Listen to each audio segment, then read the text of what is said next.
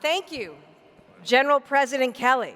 It's so awesome. Massachusetts is so proud to be home to the leader of this great union. Ed, it's great to see you, great to be able to welcome all of you to Massachusetts. And I think, Ed, Dorchester, born and raised, still working out of the same firehouse in the city of Boston. You're leading this union to new heights in membership, in influence, and certainly in impact. So let me join you in welcoming your fellow firefighters to Massachusetts. It's awesome to see you all. You know, Massachusetts, we're home to a bunch of firsts. So many great things came out of here. The Navy, the National Guard founded here. The American Revolution kicked off right here. America was where Massachusetts is really where America was born. And, you know, I know some of my Pennsylvania friends would take issue with that, but that's our story and we're sticking to it. By the way, Philadelphia may be home to the first volunteer fire company. I understand that, right? But Ben Franklin, who started it, was a Boston native. And more importantly, while that was a volunteer firefighting outfit, Massachusetts, we were the first to actually pay our firefighters a professional wage. That started back in 1678. That's right, first in the nation, with Sam Dillon at 718, still going strong. Congratulations, Sam, to you and your wife, too, on little baby Rose. It's awesome. So, look, we believe to this day that all of our firefighters should be well paid, should be properly equipped, and protected from illness and injury in the critical work that they do. Those are the goals that you work for as members of this union every single day. And in Massachusetts, we stand with you. I want to recognize some other great Massachusetts leaders in the IAFF, our 3rd District Vice President, Jay Colbert, President Rich McKinnon of the Professional Firefighters of Massachusetts. Last year, I was really proud to recognize Jay and Richie, along with Billy Cabral of New Bedford and Matt Reddy of Linfield, as firefighters of the year in Massachusetts. They were on a flight to Vegas for a conference for this very union when a fellow passenger suffered a major medical emergency, and they got right to work administering CPR. They treated him in the air for like 90 minutes while his family looked on, and they saved that man's life. That's just simply who firefighters are. They're the people we look to, truly, in our hardest, most frightening moments. They're the face of public safety and public service, the people that every community depend on. I see it as I travel across our state. I see it in the work that firefighters and paramedics do, the calls that they're responding to, the gratitude, the relief of those they serve, from fires to floods to rescues of all kinds. They bring skill, courage, teamwork. They put themselves in harm's way for our benefit and for our safety. Firefighters are the strength of our communities, and this union represents the strength of firefighters. In Massachusetts, we respect the rights of firefighters to negotiate with the communities they serve through collective bargaining. We're not a so-called right-to-work state, which, as we know, really means the right to work for less. Instead, we're a right-to-work-together state, a state where workers actually get a seat at the table. And when I was Attorney General and now as Governor, I formed a labor advisory council so that we would get the very best policies in place and make sure that we are treating workers and unions as partners. And we put that belief into action. I appointed a labor advisory council, one of my first acts as governor, the first such body to exist in Massachusetts. This council regularly meets with me, informs our team on all the issues related to labor in Massachusetts. And I'm proud that President Rich McKinnon is a member of the council. He's keeping the needs and interests of firefighters and emergency medical personnel front and center. For example, Under your President Kelly, your union has put a renewed focus on safeguarding the health of firefighters.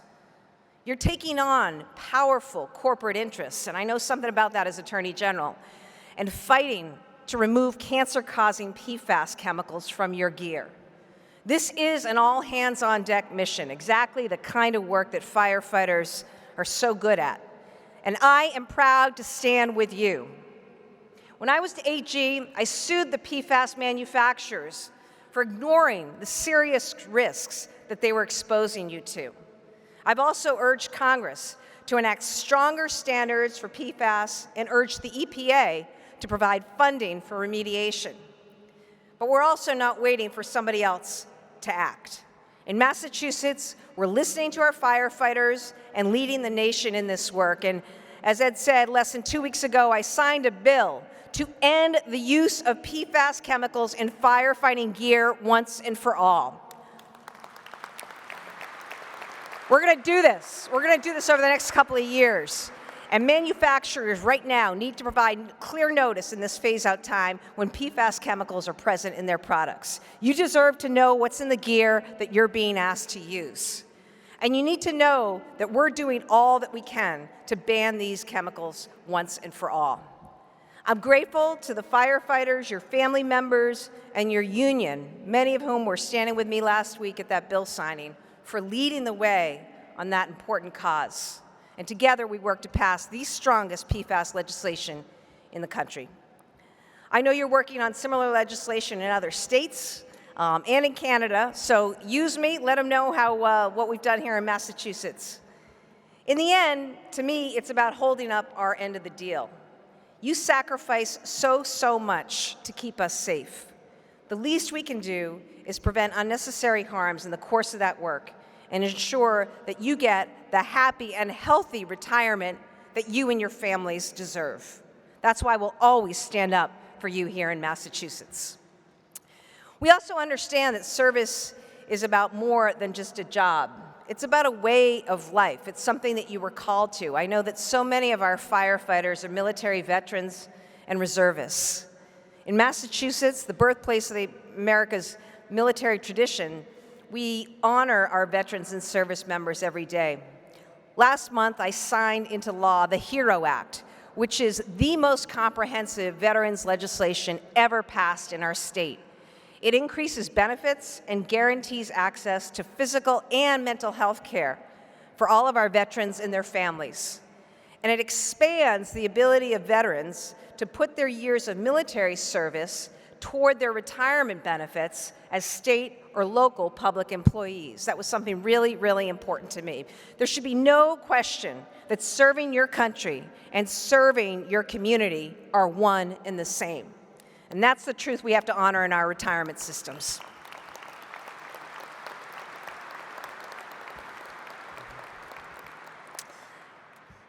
And finally, in closing, let me say this. September 11th is, of course, right around the corner. It's the 23rd anniversary, and it's more important than ever to honor those we lost and teach young people who weren't even alive when this happened about the sacrifice of firefighters. 343 firefighters gave their lives. And to our New York friends, I know you're going to a Sox game later this week. This is a day, September 11th, when all of our rivalries are put to the side and we stand as one, as a nation. Many firefighters also served in the military in the global war on terrorism that followed this horrific attack. That's one reason why September 11th is the day we in Massachusetts hold an annual service at the Massachusetts Fallen Firefighters Memorial. It's right outside the State House. I hope when you're in Boston, you come by for a visit to that beautiful memorial.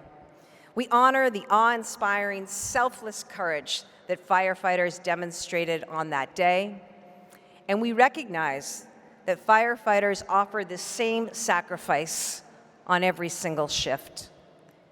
We may feel divided as a nation at times. We may not agree on everything. We'll certainly hear more about that as the presidential election approaches. But today I want to underscore the importance of fostering national unity, the firefighters' commitment to service to community, to country, is a powerful example and something that we can all unite around. It grounds us in the knowledge that through this service, we've overcome some really tough times in the past. And if we look to the example of you in this room, we can overcome any division, any obstacle that we face. I want to thank you again for all that you do. I look forward to our continued partnership in the months and the years to come. Have a great time in Boston, spend a lot of money, and stay out late. Enjoy all that this great town has to offer. Thanks for all you do.